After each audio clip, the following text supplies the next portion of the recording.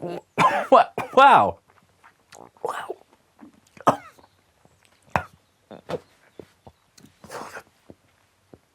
Oh.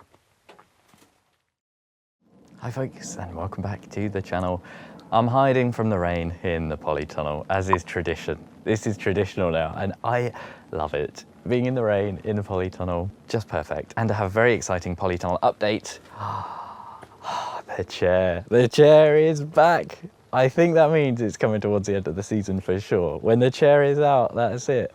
It signals a turn of the season. And I was saying that I was having a tunnel sort out the other day, and there's a lot of stuff over here. It's very messy, but it's slightly more organised now than it was. And in here, I've brought the truck up today because it's harvest day, but also very exciting arrival from Grown Local, the garlic. Massive thank you to Grown Local for sending that through. I'll be doing that in pots this year because otherwise it's just white rot and they just don't do well in the beds. Although that elephant garlic I showed you does tend to resist white rot pretty well. Now let's talk about the plan for today. I think first I want to do a bit of an update. The Polytunnel is just chaos at the moment, but it needs a bit of work. I think we're going to be doing a bit of work in here today. You can see lots and lots of stuff dying back. It might be time for final harvest in here. Look, I have planted some things. I forgot to include this in my updates recently. We've got some parsley at the back and some greens, new growth.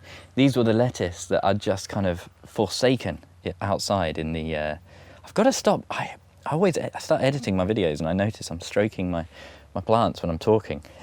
Stop. Leave them alone, JP. But that's looking fantastic. Really, really nice, luscious green. I've got a few more over here. But the channel recently has been focused on all the practical winter works and especially the shed project. So let's do a little whip round when the rain's dried off a little, and I'll show you the updates on the plot, and then we'll come into the tunnel. Okay, I said we'd do updates outside first, but I've just opened up this garlic and I have to show you. I actually swore, holy cow. Let's say holy cow. What? Look at that. This is the elephant garlic, so it does have big cloves, but good Lord, look at that. And this other one, Garlic Rhapsody. Look at the size of that. I've never grown anything quite like that. Absolutely unbelievable. The Rhapsody is a really nice colour as well. I picked this one just because it looked so gorgeous. Nice purple. Blimey, just blimey. I've done garlic seed orders a couple of times over the years and I've never received anything like this. So note it down for next year, garlic from Grown Local, if you want some seriously good quality cloves. Look at disbelief. I have got my seed potato order in with Grown Local, so if the seed potatoes are anything like the quality of that garlic, I'll be very, very pleased. Let me show you what I've been up to, because I have been, maybe not busy, but I have been up here a little bit. Beds still looking absolutely exquisite. And touch wood, very important.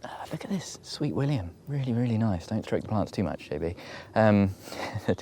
Dahlias have definitely had it. Should I deadhead these? Are you meant to do that? I don't know, probably just leave them. Like this one's still in flower. Oh, this is a gorgeous one. Slightly past it, but you know, pretty good for end of October, I'd say. Good effort. Well done, that plant. Look at lobelia hanging in there as well. But why did I touch wood? No fox digging. That's what I was hoping is still going to remain true. This manure is usually very, very tempting for foxes. But what I think it is young foxes. I think it's the cubs in particular that seem to enjoy playing around in the beds. Just a hunch, just a suspicion, but as the season's moved on, I think the cubs are growing up. There's still a few little cabbages in here to harvest. It all looks so much better when it's had a mulch. Although you just look at that one blade of grass. Oh, you. Spigarello doing okay. It's just nice being able to see things. Savoy is fattening up a little bit, although it's starting to get a bit slug-eaten, and that is a decent looking red cabbage. The butternut squash did not respond well to its prune. It seems to be really sulking, which is a little bit of a shame, but maybe I was a bit too severe with the prune. I'm not too sure. Hopefully it does mean that all the energy now is going to be going into the fruits though. And we do have a couple of nice ones. That looks pretty good, doesn't it? Purple sprouting broccoli, of course, looking fantastic. This was very kindly donated, these seedlings, because mine all went sideways. So a massive thank you to Louise who came and delivered me these seedlings. Purple sprouting broccoli, I couldn't get the seedlings going, but when I put it in the ground, there is something. The purple sprouting broccoli does seem to love my plot. Probably not me. I think it's just something innate about the soil. I wonder what it is. I don't know if it's the pH balance or like the clay or something, but whenever I've done purple sprouting broccoli in whatever bed it goes in, it just, you know, stunning plants. But the shed area, it's still, you know, there's a lot of work to be done here, but hopefully you can see it looks a bit different. I've started kind of profiling this slightly. This is where the third compost bay was, and you can maybe see I'm starting to drag stuff out, trying to level this off a little bit. There's quite a few bits in there, which I thought might be salvageable, and actually it turns out no, the rot has set in. So that's a bit of a shame, but there is loads and loads of wood stacked up in the polytunnel in stupid places that you'll see. I've got a load of pallets back there that I need to go through, and I think I'm going to use those to basically build a fence around the outside, because this is all going to be a lot more open now with the new shed, and it's right on the main path. So I think just having pallets or something in, ideally probably want to put them on slabs and then have like a slab gap around the outside of the shed on all sides. So that's my access.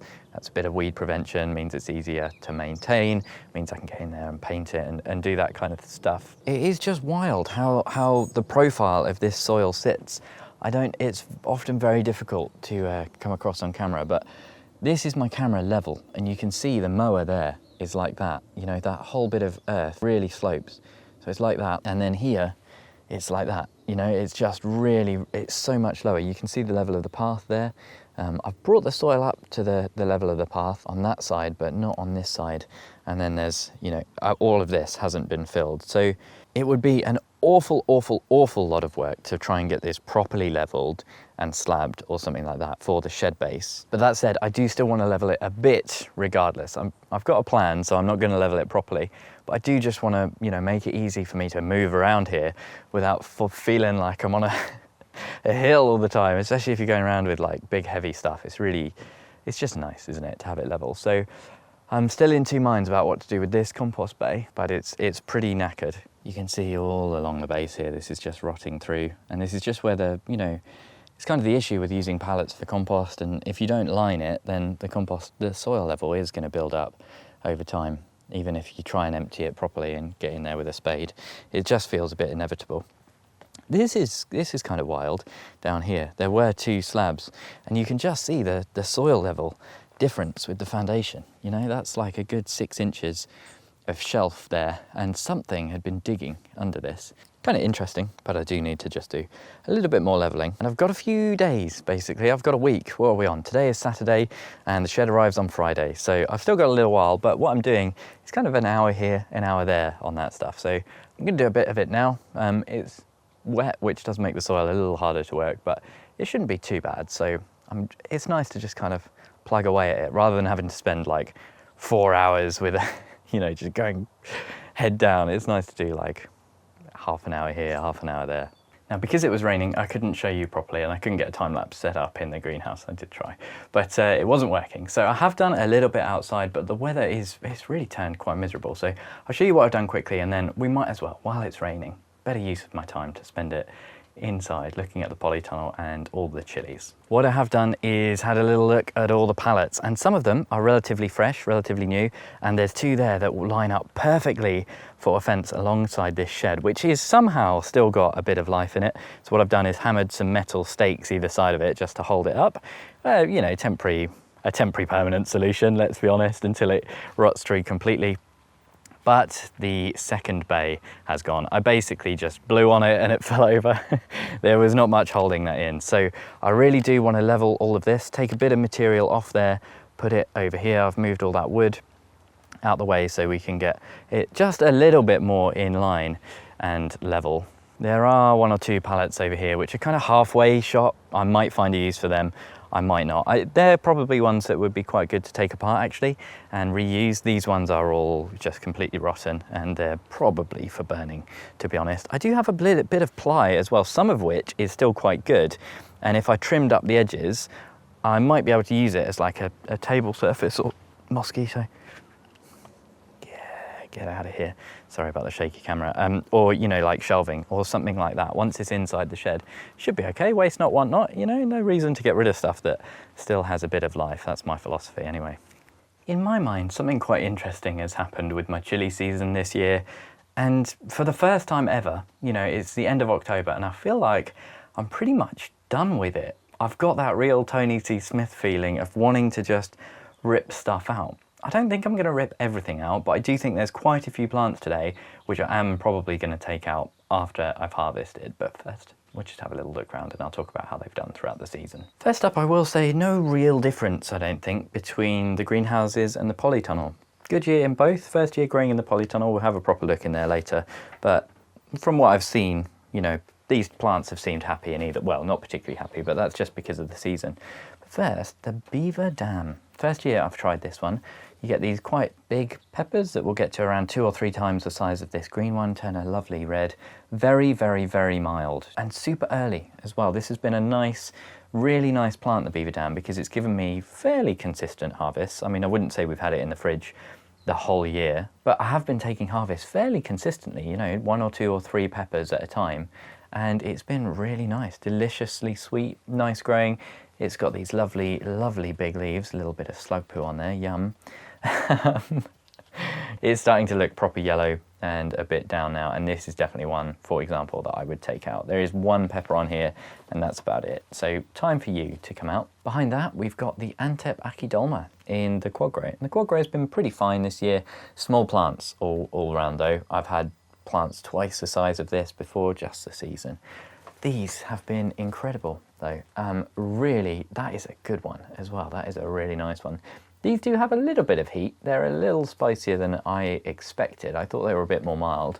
They're definitely lighter than a jalapeno though. Really, really nice chunky peppers. 2 big ones on there ready for harvest.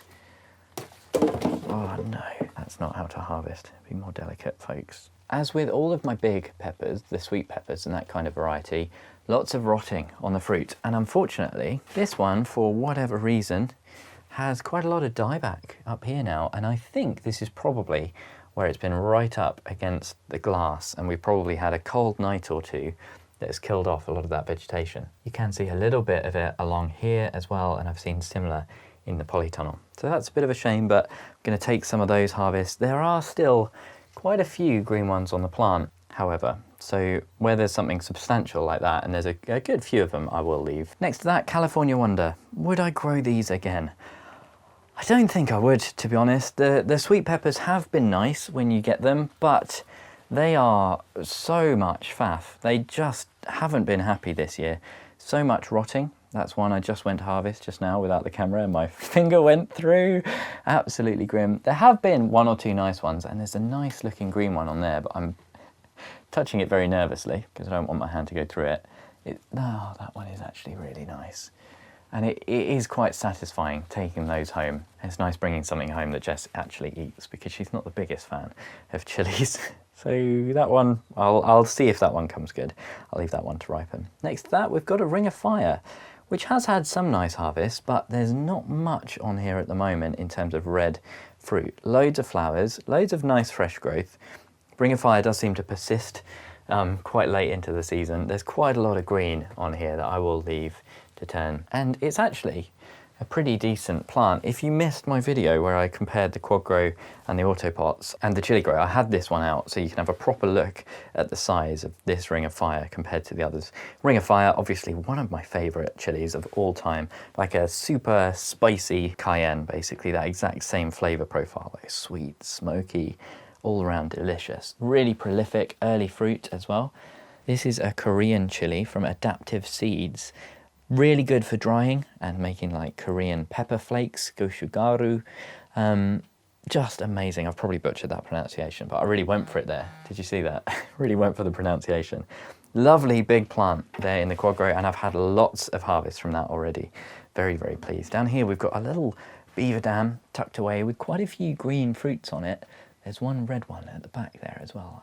Can I get that? Oh, you've gone soft. You've gone very soft. Just about edible, that one, I reckon. Yeah, I'll get that one properly. This plant has not been happy because it's been tucked right in this shady little corner, and also this is where there's a drip in the greenhouse, so it's been waterlogged a couple of times in heavy rain. But beaver dam has really, really impressed me. Now up here on the greenhouse staging, I think just worth mentioning, I'm not doing this next year. This greenhouse staging is staying clear of plants. I promise myself, this was a bad idea. Too many plants, who's shocked? And I think this would have been really a nicer space without these plants. But let's talk about this one, the Scallywag, the experimental seed from Thompson & Morgan, not yet released to the public, that I managed to get my hands on. And a pubescens chili, one I've never grown before. This is a rocotto type. And what's interesting about these, very, very early fruiting. And some of these have been ripe on the plant for a long, long time. And a lot of them are still very, very firm. This one's nice dark red and it's got a little bit of give to it. So let's do our first tasting of today's video. Now I was just talking to Rob's Allotment from Instagram because he's been growing these for 7 years in fact. So I say it's a new variety, but has been around a little while and he loves these. He overwinters them and he sent me some pictures of his plants and they are gorgeous. Mine do look a little bit ratty, I think it's fair to say. For a mixture of reasons. I think a lot of yellow leaves on here, just the end of the season. They are also just in a 2.5 litre pot. So this is what I do when I want to try a new chili for the first time. And this is quite restrictive for chili. You can, obviously, as you can see, get nice enough harvests, and you can still get a pretty plant, you know, throughout the year. This has been quite nice, but I think it would have looked a lot healthier if I'd been a bit more on the feeding. Not been great this year with the feeding, I should say. And if it had a little more space to grow. It's a thick-walled, fleshy chili, a bit like a jalapeno, so let's see. Might be good for cowboy candy. Oh, very soft.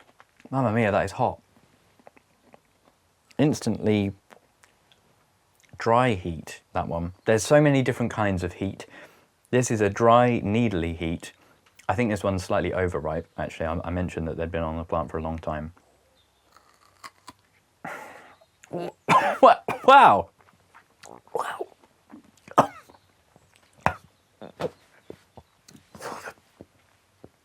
Oh! Holy! Oh, I'm putting that down.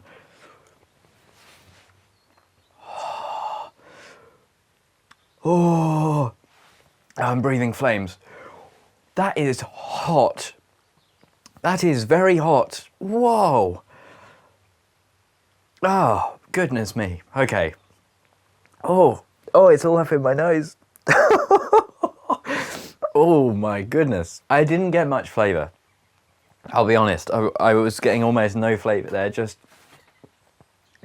Pretty much just heat. Certainly no bitterness or unpleasant flavour, which is nice, but... Oh, that thing is dangerous. What I want to do is like recalibrate myself.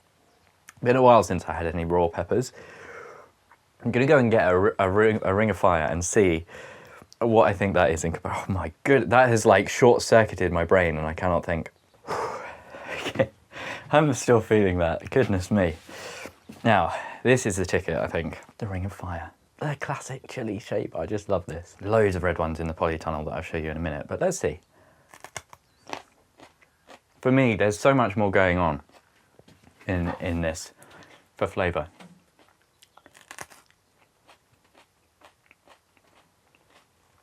So much sweetness as well. The heat's just starting to come through. Quite far down the chili. Haven't had breakfast yet. That might have been a mistake. See, that's the stuff. That is hot. There is some heat in a ring of fire, and it's a little bit of a bit more of a slow burn and a slow spreading heat as opposed to the needles. And it's not that dry heat. This is meant to be around 60,000 on the Scoville. Yeah, that's Scallywag. Significantly hotter than this. Although this is picking up a little bit now. Yeah, maybe they're not too dissimilar, actually. I do think that that Scallywag has got a little bit more heat than this. I'm feeling wide awake now, I tell you that. Whew. Just had some water. I think it's made it worse. Oh, no milk today. Oh, I just checked. And actually those seeds are out now, so if you do want a super spicy, interesting pepper, I recommend. Oh, I've gone lightheaded. Oh no. Oh, yeah, give those Scallywag a try. Oh, that's the chili high. It caught me out. A chili tasting can really derail a video and take up a lot of time, and that's what we've had there, isn't it? I'm going to take a little minute to recompose myself, maybe cool off in the cool autumn rain, and then we'll continue the tour. Oh, I can't breathe. Look who's sniffing around. Stay off the beds. You're welcome if you stay off the beds. Let me know if you've ever done ricotta before. I feel a bit guilty about that seed. I was really excited about it, and I think it's quite an exciting new variety. One thing I will say, it does look stunning. Apparently it overwinters very readily, and it is a really, really pretty plant. I wonder, I've never grown ricotta or used them either, so if you grow them, do let me know, and let me know how you use them, because apparently the most common thing for these is to actually stuff them. You know, like a little mini stuffed pepper. I think you gotta like your heat to be able to eat one of those, like, you know, prepared fresh. Apparently common in salsa as well. I mean, oh goodness me, you gotta be brave. But let's talk about this Peppadew. Another one that I was really excited for this year. This one is from Chili Chump's seed, and it's grown really, really nicely. It has always looked just not too happy. You know, it's had slightly pallid leaves. You know, you've got, can you see this down here? There is like a really good comparison of fresh, healthy leaf on this Korean pepper versus this kind of anemic looking thing. Very thirsty, very, very thirsty plant, but it does, and I wouldn't say it's loaded with fruit, but there is some good fruit on here, and a lot of it is going slightly wrinkly. So unlike the ricotta, it doesn't like to be left for too long.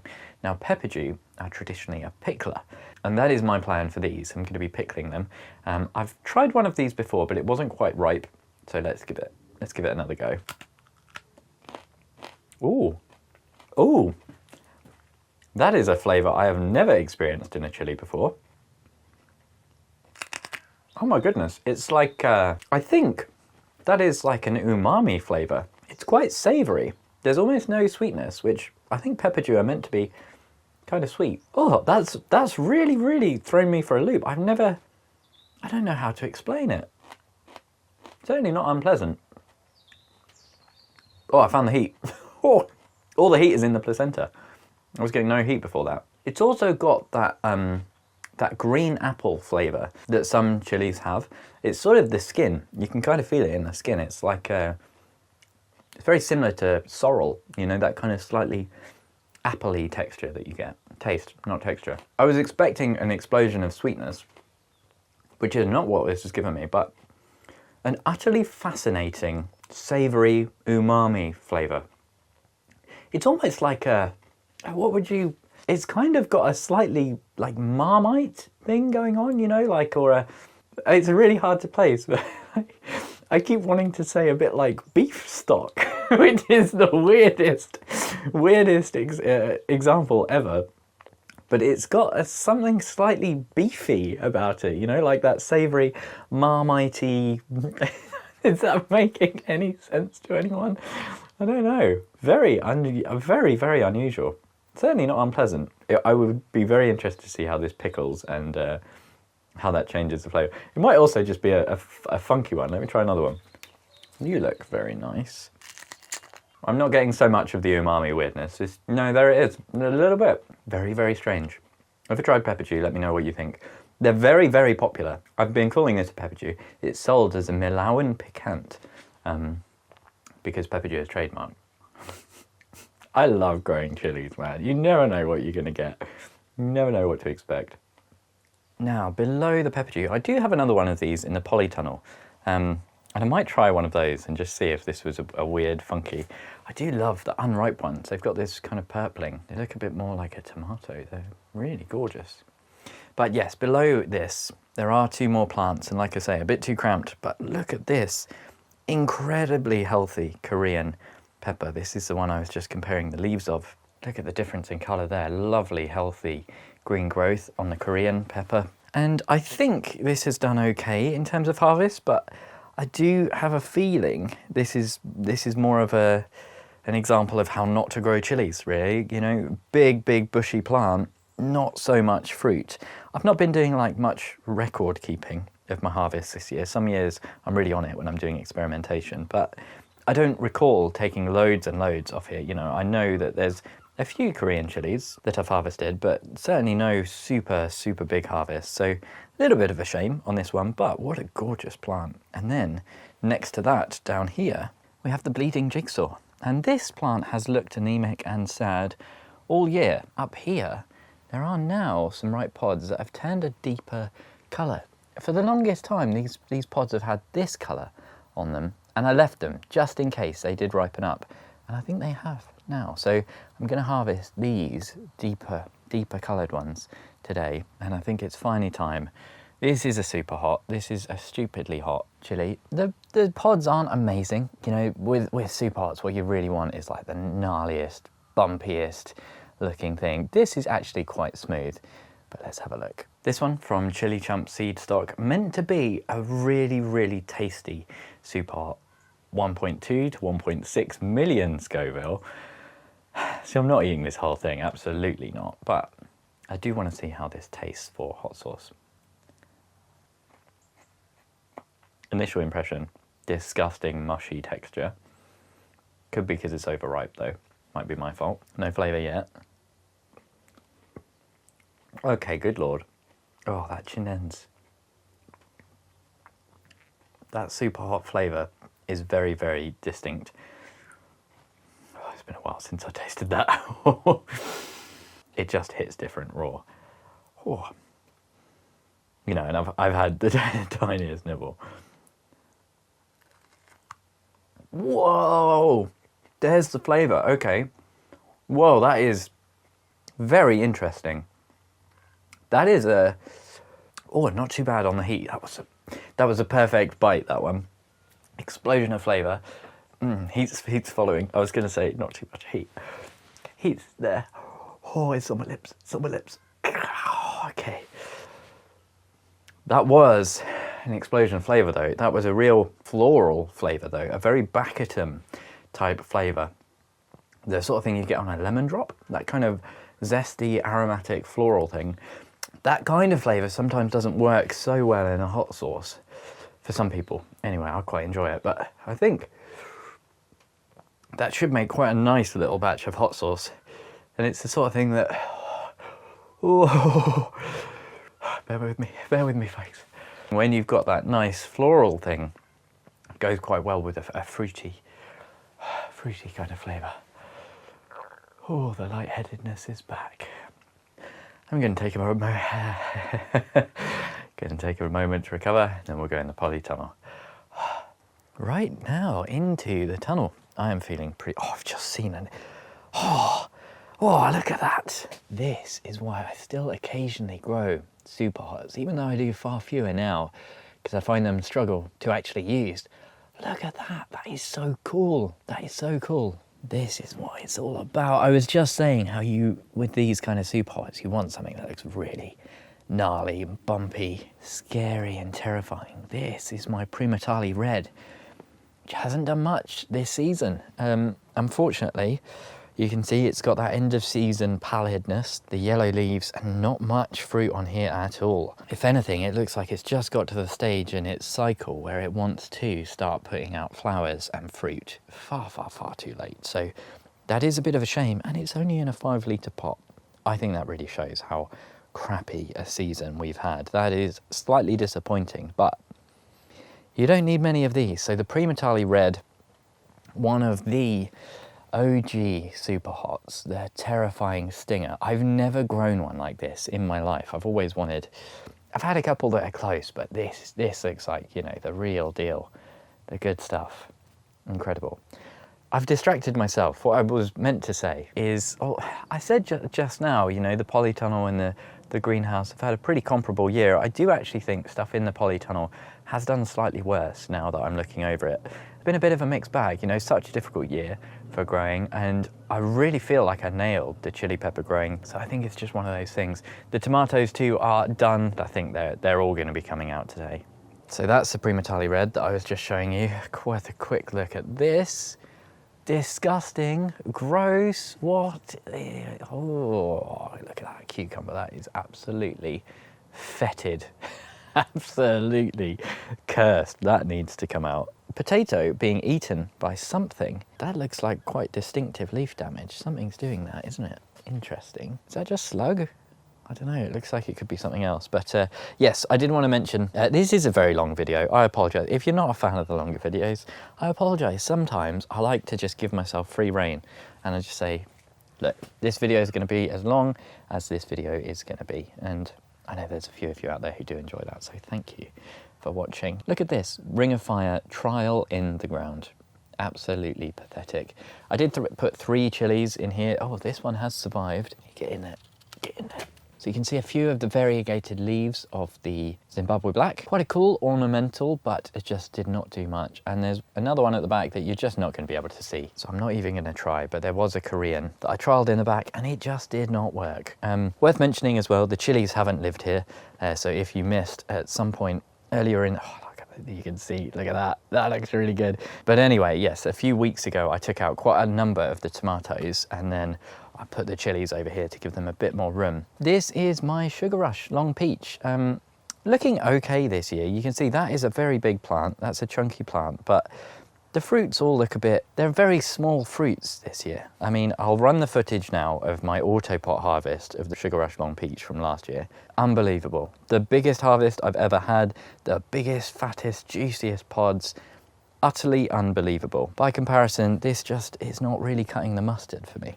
Now that I've had the good stuff, you know, you know, that's good. It's good. And if you've grown that for the first time and, you know, you're a new grower, you should be very pleased. But for me, I want to do better. There's another pretty sad looking cucumber down there, all died back. I let that one go and we did get a few free cucumbers from it. Worth mentioning this, look at this wild beast. It looks a bit like a weed, but actually this is wormwood. A little bit difficult to show you, really growing into everything. I did give it a really big prune back a few weeks ago actually, but meant to deter pests.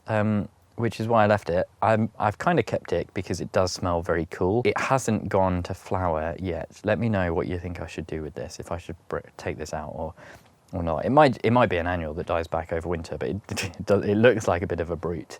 I've left it just because it looks quite cool.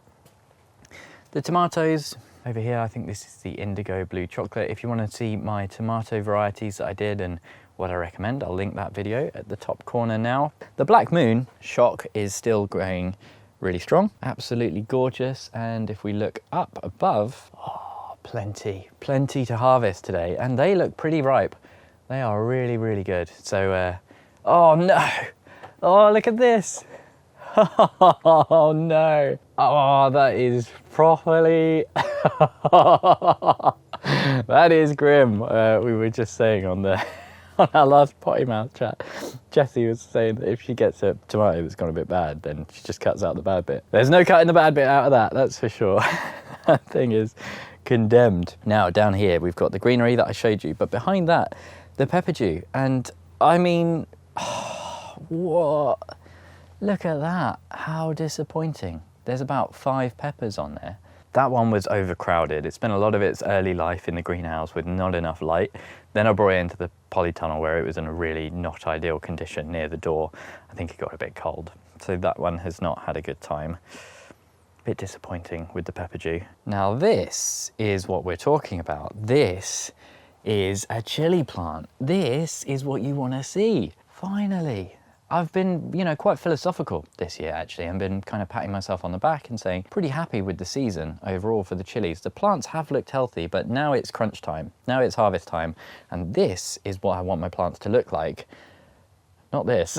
So it's a bit of a mixed bag. Behind that, a very sad looking Ring of Fire. The Ring of Fire trial, as mentioned in the Autopot episode, the comparison video, have a look. The chili grows, oh, flipping heck, just rubbish, to be honest. There's a Havana Gold back here with a little bit of green fruit. There's quite a lot of green fruit. Maybe I'll leave that one. The Ring of Fire, lots of red fruit. That's looking quite good. Oh yeah, I didn't see that at first actually. That does look very, very nice. And then the California Wonder. This one does have some big green fruit on it. A couple of red ones. I think I'll probably leave the chili grow as a whole for now. Although none of the plants look that happy. I think maybe the Ring of Fire can come out after I harvest all of that. Tomatoes around here just looking, you know, pretty dead. Like, just very, very sad. That's the black strawberry. It's kind of folded over just at the top there, split. There's still quite a few on this red cherry. We've still got a few. There's a few little ones to harvest, which is nice, but bittersweet. I think it's going to be the final tomato harvest. Up here, some of the black cherry, lots of green fruit to take. But I think that will ripen up. Just over here by the door, a little while ago I harvested these. These were all green fruit, and you can see quite a few have turned red. So there's still hope.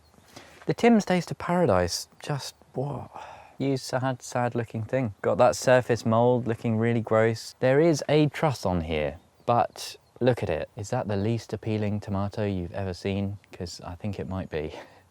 Nice moldy surface.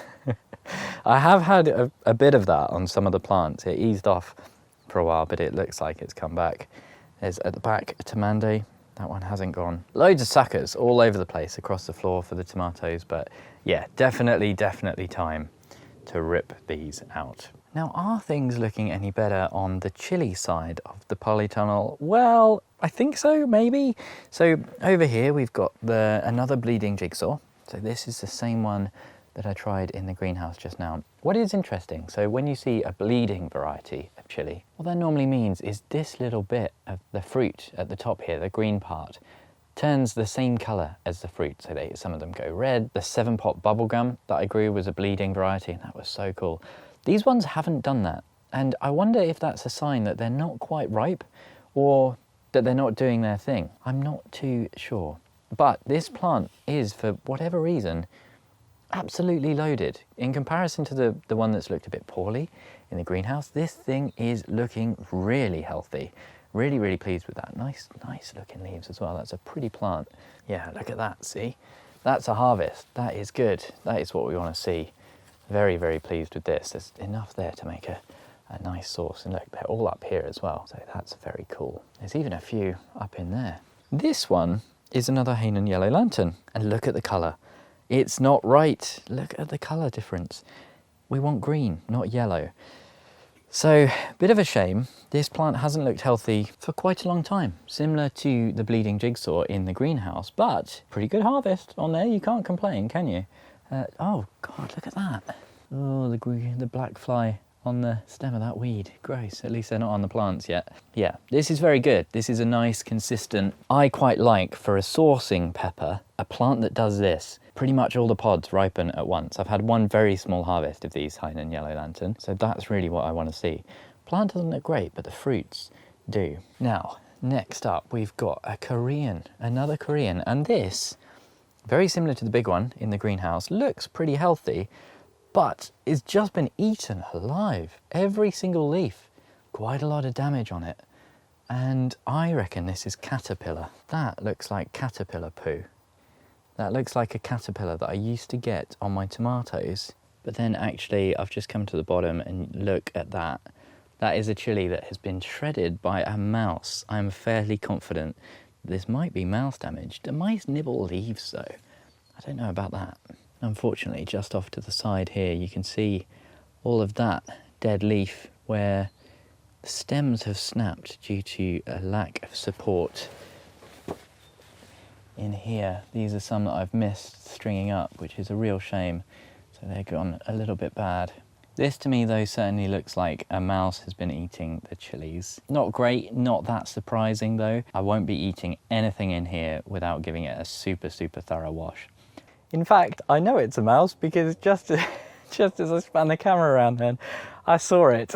There is 100% a mouse in the polytunnel, which is a bit of a shame because I did try quite hard to mouse-proof the polytunnel, but you know, if they want to get in somewhere, they're probably going to. And This explains why the other day, while I was up here for a really long time, I came into the polytunnel and there was a cat in here. Must have been looking for the mouse. Clearly didn't get it though. So yeah, that's maybe something to work on over winter. Try again with a bit more of the mesh. There were a few bits where I thought, oh, they could get in here. I'm not sure, they might have just dug under the plastic, but that would be quite a lot of digging for a little tiny mouse. So yeah, I don't really mind being in here. You know, if they have 1 or 2 chilies, that's fine, as long as they don't kill the plants. The main reason I don't like, you know, mice is because you have to be super careful about eating the produce and making sure that it's super, super well washed before you eat anything. And it means you can't really just take something off the plant and stuff it in your face like I was doing in the greenhouse, you know? Down here, what's this one? This one is the Chili Chump Jigsaw. So this is similar to the bleeding jigsaw, but Chili Chump has bred his own variety. There's a little bit of kind of mold growth on this stem here, and it might just be where it's been rubbing on this very crude support. You can see a few of the peppers have gone a bit moldy there, a bit mank.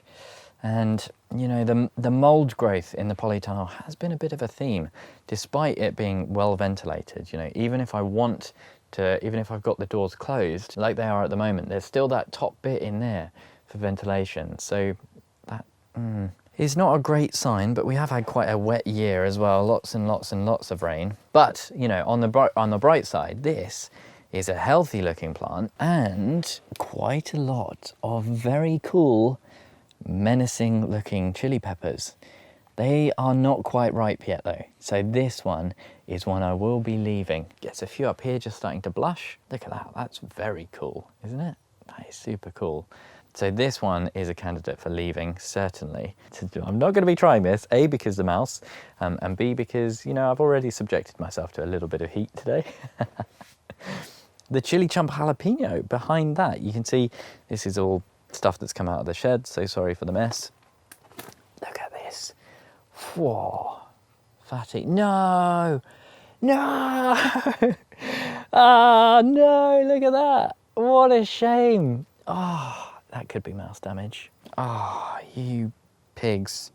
One of the things about mice, you know, despite being a mammal, they are not impacted by chili heat, so they don't seem to mind it too much. There's a video somewhere of mice like just eating the pepper. Oh, that's really, really disappointing. A real shame, but that plant has done pretty well for me. Not the biggest harvest, but there's a few on there, and the green ones I'll harvest today. On to the autopots. A jungle in comparison to the rest of the tunnel, and don't get me wrong, amazing progress from the autopots this year. Much better than anything else I've grown. Ring of fire up the front, gorgeous leaves. A little bit of pest pressure. You see little holes in a lot of these leaves. Interesting, not sure what that is, but loaded with fruit that I am going to be harvesting today. This is going to be a harvest and bin, compost bin that is, of course, but yeah, that's what I want to see. Loads and loads of red fruit that I can harvest at once. It's fully ripe, it's ready to go, and then I can just get rid of the plant. There's a California Wonder back here.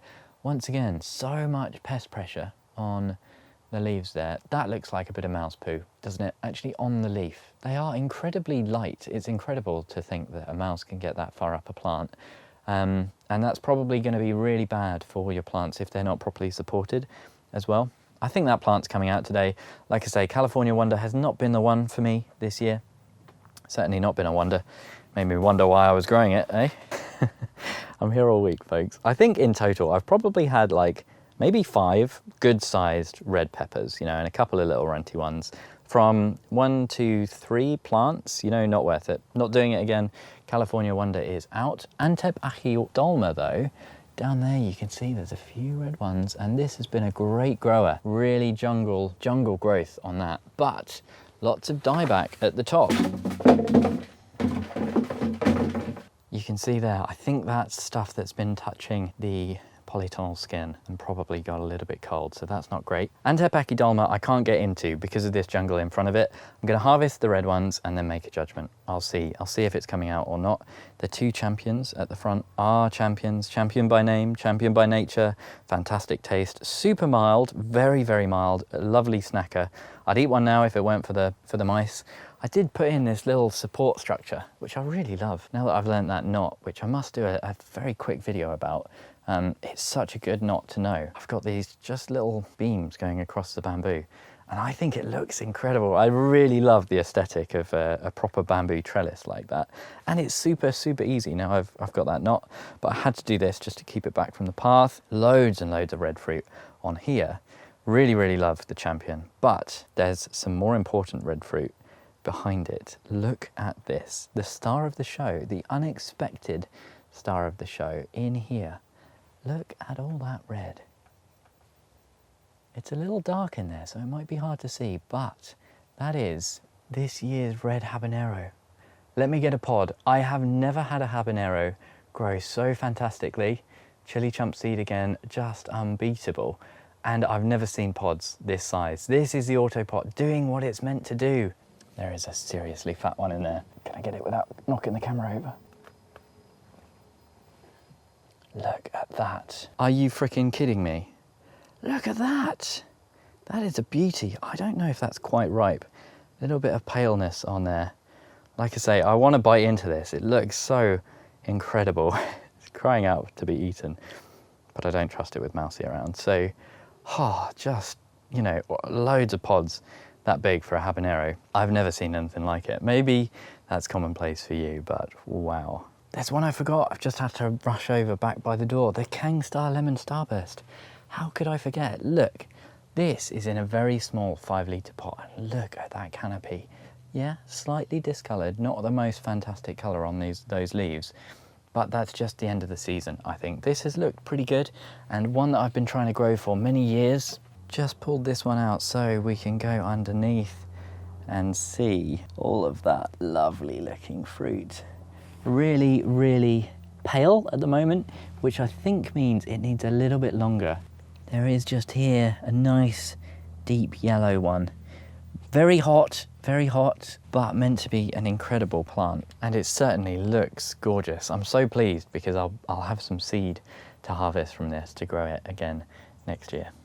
Provided it tastes nice, of course. Oh, and something else I forgot to show you was all the wood and how you might have noticed this in the video. I don't know if I've included it, but there is wood everywhere from the shed.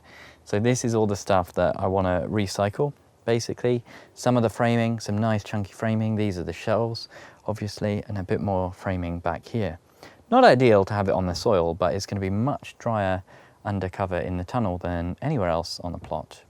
I'm going to get in here now and hopefully transform this polytunnel a little bit. All of the tomatoes are coming out, even the black moon, everything has had its time. I think quite a lot of these chili peppers are going to get culled as well, and I'm really, really excited to show you the harvest afterwards.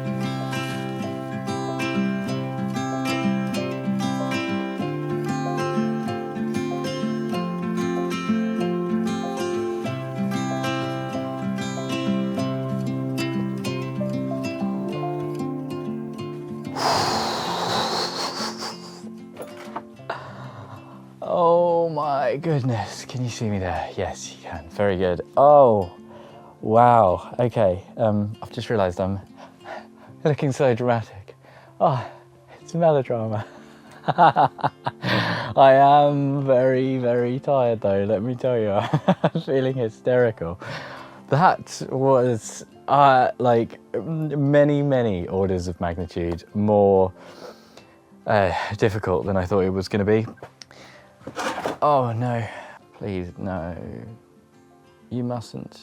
Oh no, why are you going that way? Oh, wow, wow, wow, wow, wow, wow.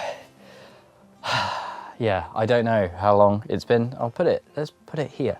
I think it would have been okay if I hadn't done the tomatoes. The tomatoes took so much longer than expected. And then going through the chilies, what I've actually done is a lot of pruning, which is not something I normally do. Now, throughout today's video, I've kind of said it's it for the peppers. You know, most of these are coming out, and I couldn't quite bring myself to get rid of quite a lot of them. The chili chump jigsaw, for example, just so much of this isn't quite ripe, you know, and I don't want to make something that doesn't come out tasting, you know, that great because I've harvested it a little bit early. And something else happened. At some point, the sun came out and I realized just how dark certain spots were over here. So what I've done, gone through, I have got rid of probably half of the chili peppers. And so I've been pretty conscious of the light, and I've pruned them back to where there is a pod and some healthy leaves. It's very important you do leave healthy leaves so they can continue to ripen and photosynthesize and do their thing.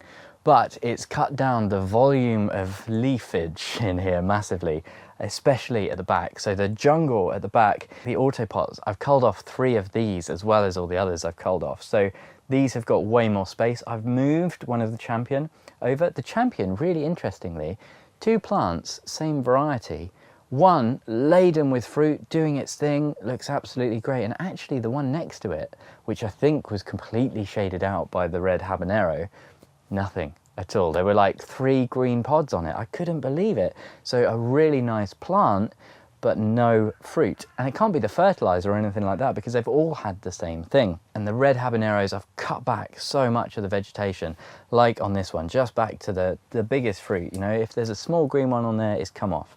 And there is so much fruit on there. I cannot believe it. It's looking much, much brighter in here. This kind of stuff isn't helping too much. I've left a jalapeno, but probably should have culled that one, and maybe the Korean could have come as well, but it's looking so much brighter in here. I've culled off the ring of fire. Oh no, I've forgotten that. Oh, there's like 3 plants I've forgotten to harvest. I've not got it in me anymore. No, I'm done. That's it. I'm absolutely cream crackered. It's been so long. And it's just, I think it's the being bent over the whole time. Let me show you the trug, of course. There is down here as well. I'll show you a close up. You can't see them from there. There's a load of green tomatoes that I'm going to put up in that little tray so the mousey can't get in. Probably get wherever he wants, but these are on the floor, you know, we'll be inviting him. And there's a few green chilies as well. But look at this. Yes, look at this. Look at this. This is incredible. So I've bought the nice looking trug today to treat the chilies right. We've got loads of Amtep Akidolma, loads and loads of Ring of Fire, a few Korean, lots of Hainan Yellow Lanterns. Got a few jalapenos, although not too great. A few deceptive ones had gone off, you know, mouldy inside.